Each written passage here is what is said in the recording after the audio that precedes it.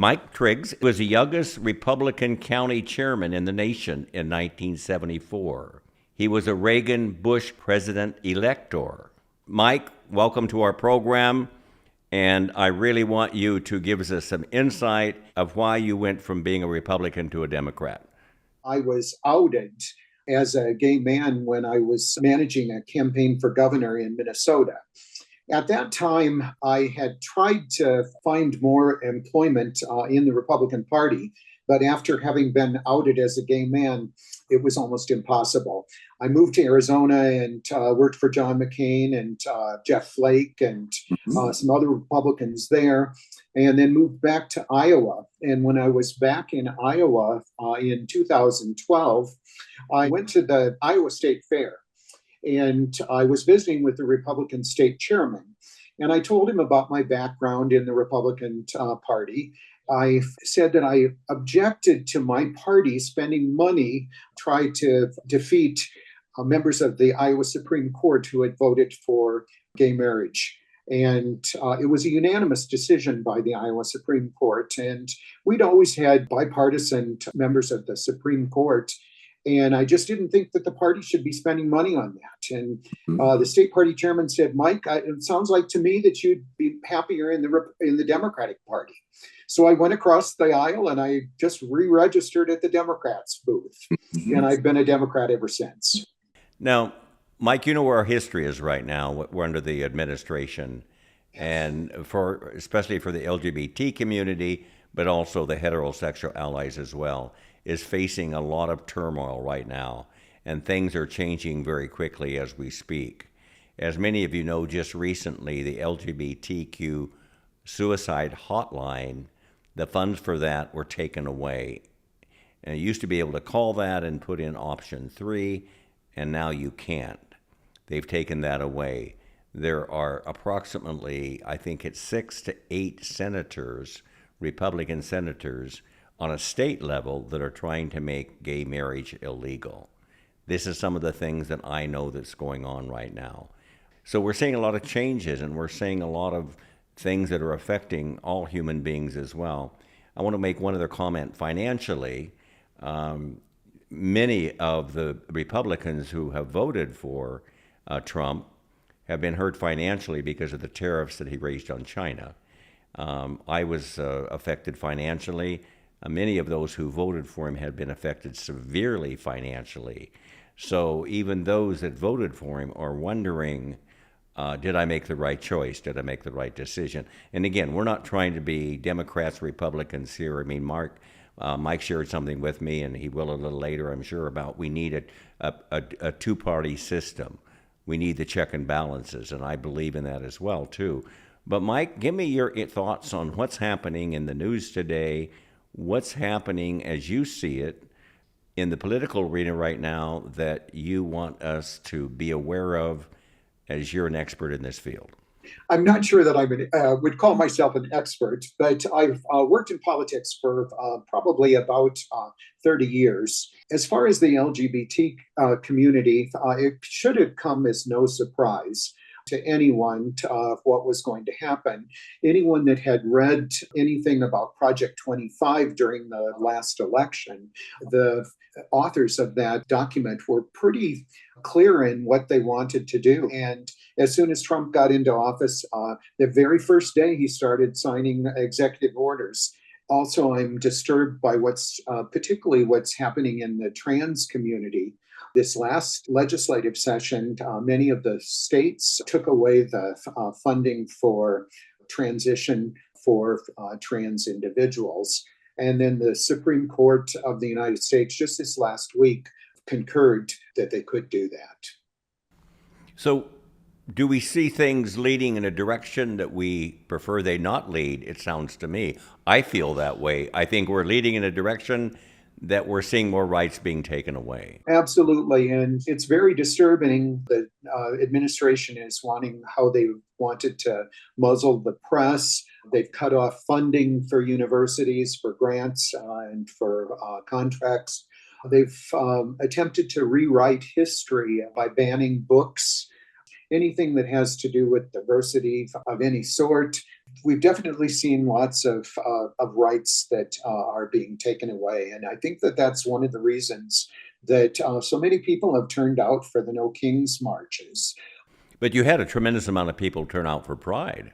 In fact, in here in Ecuador, we have about 10,000 people that will turn out next week for our Pride Parade. And that's out of what in Ecuador, or your city, is 600,000 people? Cuenca is about a city of about 600,000. Right. So for 10,000 people to show up is pretty significant. So, Mike, we're understanding where we're at. You've given some insight. I've given you my comments. What do we need to do about this? Well, I think it's very important that people get involved. And if they're not registered to vote, it's important that they do register. The only way that you really have a voice is if you're registered and you vote in elections. Of course, the next midterm election, there's an opportunity for Democrats to turn things around. The House and the Senate are both up for re-election 2 years from now. Candidates are already starting to come forward and are starting to run. This is the time to get involved in those campaigns. As individuals, you can really make a difference at the grassroots level.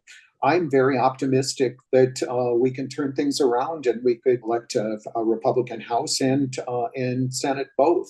Right now, what's happening with Republicans in Congress is they've essentially just turned over all of their power to President Trump. They're afraid of their shadow, afraid of being primaried in the next election. And so they're just not doing any of their legislative responsibilities and have let him just become a dictator. Again, I'm not here to say Republicans versus Democrats and throw Republicans under the bus. That's not my purpose. What we want is justice, whether it comes from a Republican or whether it comes from a Democrat. We want freedom and justice and fairness, Republican or Democrats, because there's many Republicans right now that are under suppression right now because of the administration under Trump, that they're not being able to really make, I think, decisions that are fair and equitable for everyone because of the pressure of the administration they're under. I think it's a matter of us being able to encourage individuals, whether they're Republican or Democrat, to discuss and do what is fair. We're asking for equality, not to be different or better than anyone else. We just want equality. And I think that getting involved, as you said, on the low level and being able to make a voice, being able to make some changes that we're seeing happen, because sometimes we think Trump is in office for 4 years, now a little less, we just have to live with until it's all over and just guts through it. But I think we can have a voice right now and we can make some changes right now. Would you agree, Mike? For those of you that do have a congressman that's having a public meeting, show up, speak up, ask questions, pick up the telephone. If you have an opinion on a particular issue, call the switchboard in Washington, D.C. and ask to speak to your Republican or Democrat member of Congress and let them know how you're feeling. Having worked on the Hill myself, I do know that they do pay attention to those particular calls and letters that are coming in. I don't like to necessarily get in political and get involved, but if this is to me is more than political. This is having a voice for what's fair to humanity and equality. And I think that's time I said, I got to have a voice for this. It's too powerful what's happening. It's too wrong in my mind what's happening for all individuals, not just the LGBTQ community, but for all individuals as well too. For many years, Roe v. Wade was the law of the land, and people just assumed that would be the case forever. We all know that a couple of years ago, that was overturned.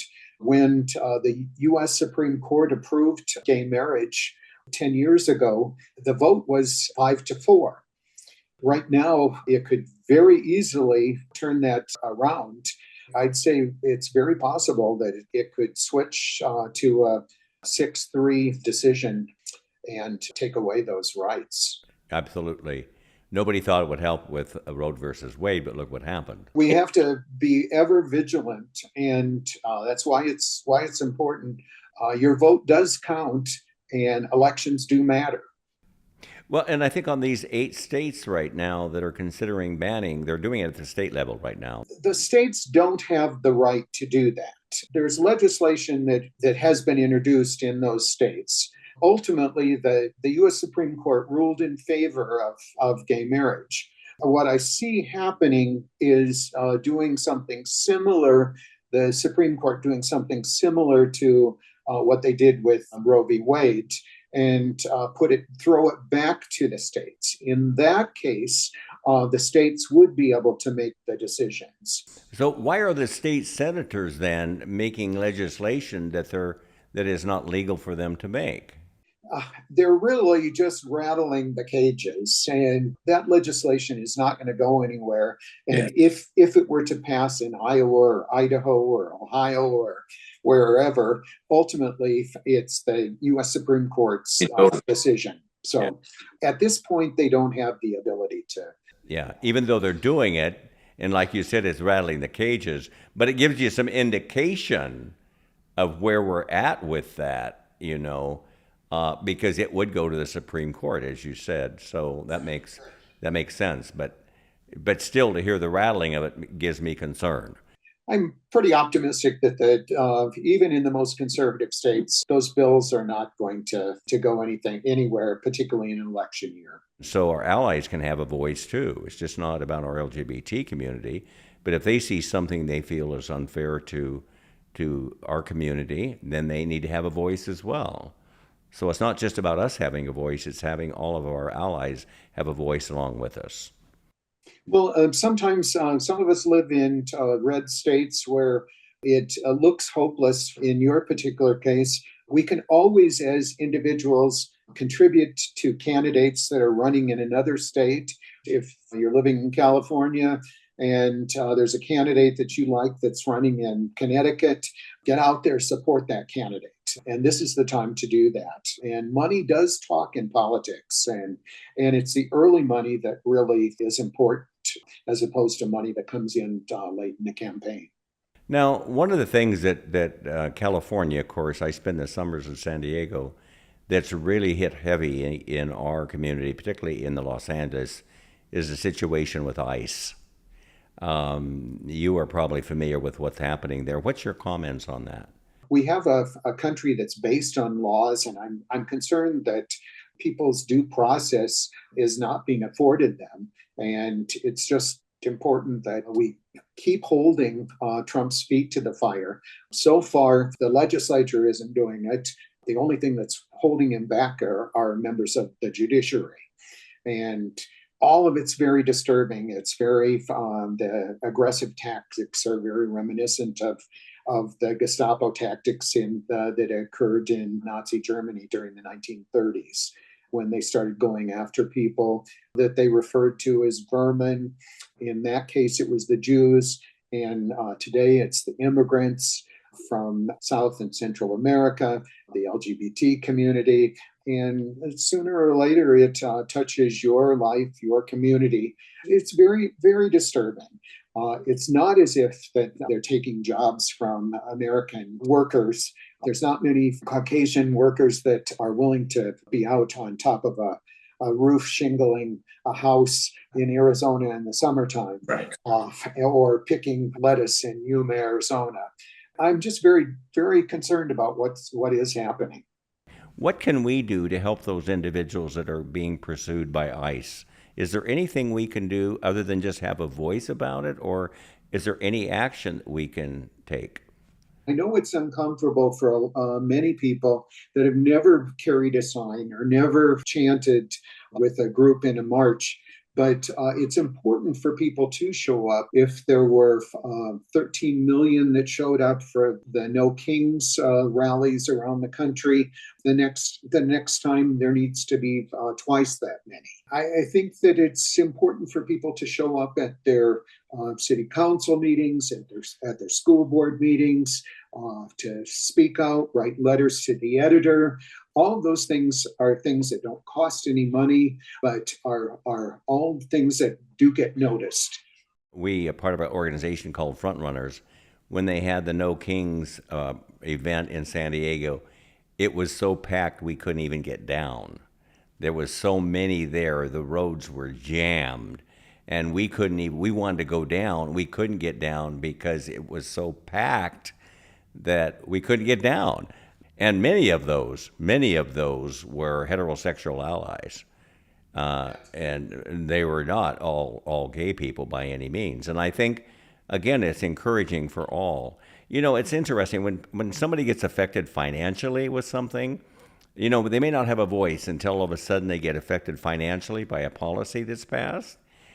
They all of a sudden get very worried and they want to have a voice. And I think we've all been impacted. I'm just saying for my own, I've been impacted financially by this administration. And I know a lot of Republicans have, many of them, actually all of them, if they have an investment portfolio IRA right now, it's their earnings. Some of them are trying to survive on their IRA when they retire.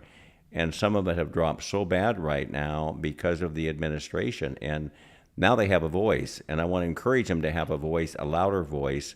And when we have a voice and we take care of our voice and make it louder, I believe change will come.